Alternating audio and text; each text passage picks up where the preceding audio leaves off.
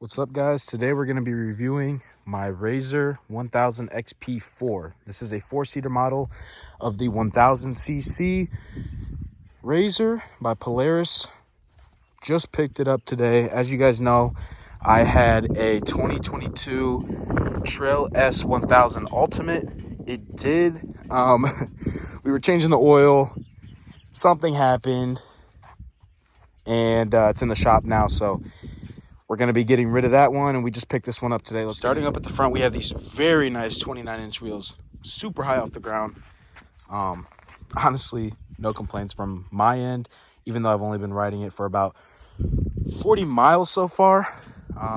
As you can see, everything's super clean in here. It looks like it hasn't even been touched. Look at those shocks, those needle point, 16-point needle shocks. You can click those and adjust how you'd like to ride. Again, with that aggressive front end, the same as the other Rzr with the same lights.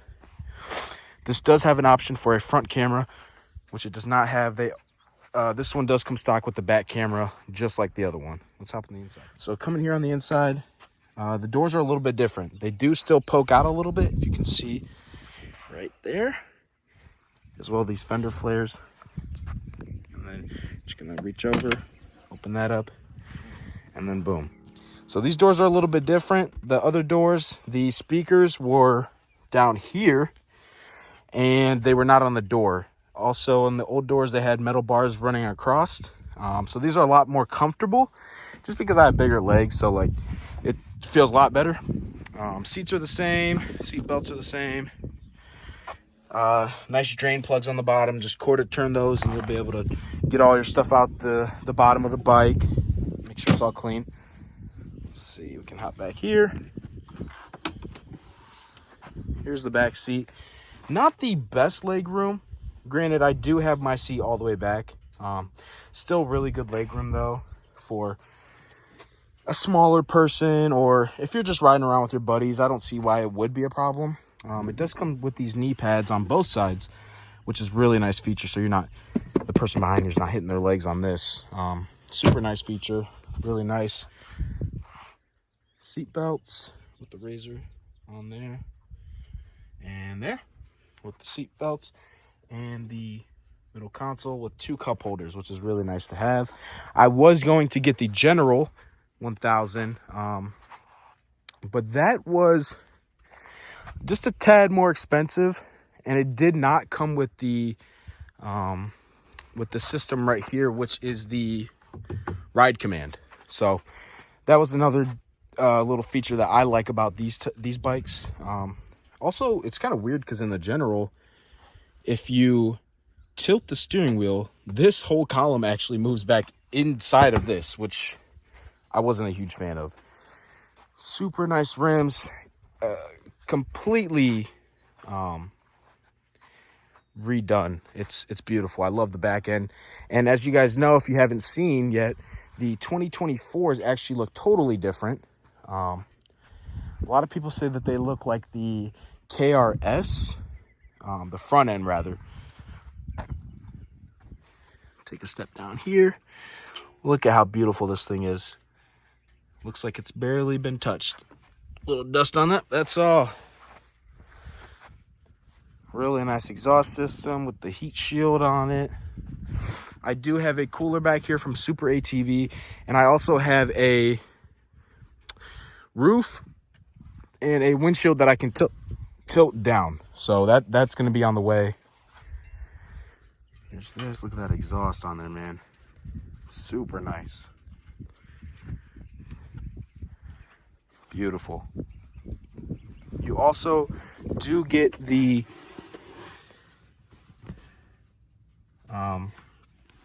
drain plugs back here. Once again, quarter turn. You'll be able to take those out and drain anything out in the back. The back seats you cannot adjust though, which is, considering there is some room back there, you would think that you could adjust them, but it's okay because the fronts can be adjusted, and that's really all you need. Now, getting into this thing is a little bit different since it is higher off the ground. This has the 29-inch tires that I explained earlier in the video. compared to my old bike, which had 24 inches, I believe. On startup, you can see it will load up. The screen loads up. And you have all the same options as I said in the last review of the old bike. So it's going to come with the navigation. It's going to come with Bluetooth, of course, for the speakers. You can also use the radio, which would be used with the antenna. So not too much different. Actually, not different at all. It's the same system. You have all these open spots for more switches. It's same storage over here as well. And right there. Really nice bike. The audio sounds great, especially when you're riding out. And I've noticed with the last bike that the audio sometimes was not loud like I like it. That's okay for some people, but for me, I like my music loud. I'm younger, so I just like everything louder. It's okay though. I don't know why they can't do this in regular cars. So the elevation and things like these are stuff that you need. It's like pretty useful. I do plan on installing a light bar up here that's going to face that way, of course, and whip lights on the back. This right here, and get a nice 12-volt socket right there. Speaker on that door, and then if you come to the back, speaker on that door and speaker on that door. Let's take a step out and get one more look at it. Let's do one more little walk around. You can see those fang lights on the front, LED, super nice. Has such an aggressive stance. I love the way you can see the white shocks. And I'll do some drive-bys.